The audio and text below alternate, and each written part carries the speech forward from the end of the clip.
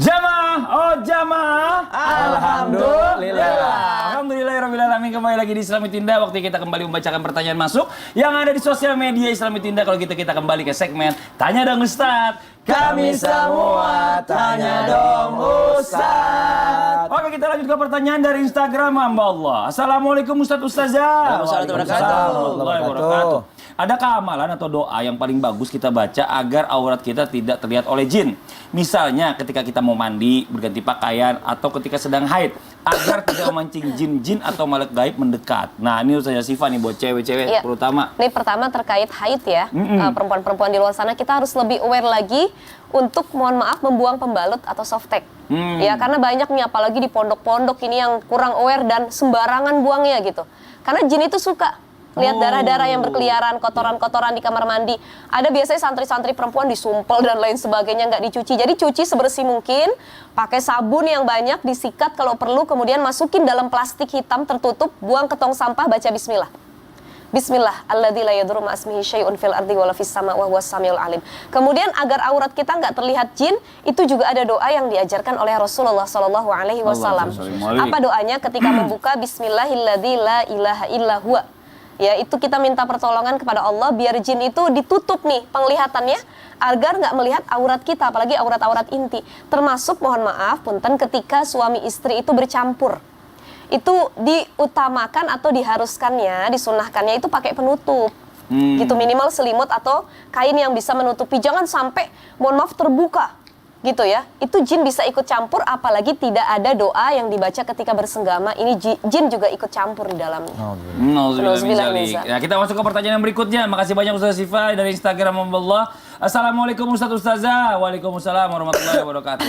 Samarkan nama saya sudah ya. Keluarga saya baru meninggal. Apa rumahnya tidak boleh gelap dan ditinggalkan selama 40 hari? Dan kalau saya memimpikan almarhum dengan keadaan yang aneh-aneh, kenapa ya Ustadz ya Ustazah?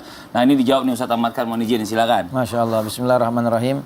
Perlu kita ketahui bahwasanya Rasulullah SAW justru malah memerintahkan kalau kalian mau tidur, kalian matikan lampu, kalian padamkan api. Kalau ada kompor yang masih belum dimatiin, masih nyala matiin. Ada lampu yang masih nyala matiin. Tutup pintu dan jendela. Kenapa? Karena arwahun lil badan. Dengan memadamkan lampu atau mematikan lampu justru malah menyebabkan ketenangan dan juga kenyamanan untuk badan beristirahat. Begitu ya. Lalu kemudian ketika orang meninggal dunia, maka jangan pikirkan 40 hari masih tayangan di rumah dan lain sebagainya. Karena ketika seseorang itu dia sudah wafat, maka dia berurusan dengan yang namanya alam arwah dan alam barzah. Ya, mereka punya urusannya masing-masing.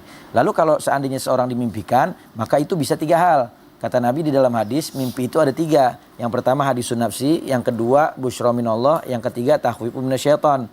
Hadisun nafsi itu adalah bisikan jiwa, kayak anak kecil minta mainan gak dibeliin, akhirnya kebawa dalam mimpi, obil-obilan. Nah, itu namanya hadisun nafsi. Mobil-mobilan. Itu namanya bisikan jiwa namanya. Ya. Ada lagi yang kedua namanya busyra minallah, kabar gembira dari Allah. Mimpi-mimpi berjumpa dengan orang soleh dan mimpi yang baik. Dan yang ketiga takhwifun minasyaitan, ditakut-takutin sama setan. Nah, makasih banyak Ustadz Ahmad Khan. Nah, sekarang waktu kita mendengarkan sedikit muhasabah dari guru kita Ustadz Syam, dilanjutkan doa. Silakan mohon izin, fadhol. Bismillahirrahmanirrahim. Jamaah Islami Tinda yang dimuliakan Allah Subhanahu wa taala. Nabi SAW di usianya 39 tahun, Nabi itu senang untuk menyendiri, termasuk pergi ke Ghar Hira. Di sanalah Nabi SAW berawal dari dimimpikan malaikat Jibril, kemudian bertemu dengan Jibril yang asli. Subhanallah.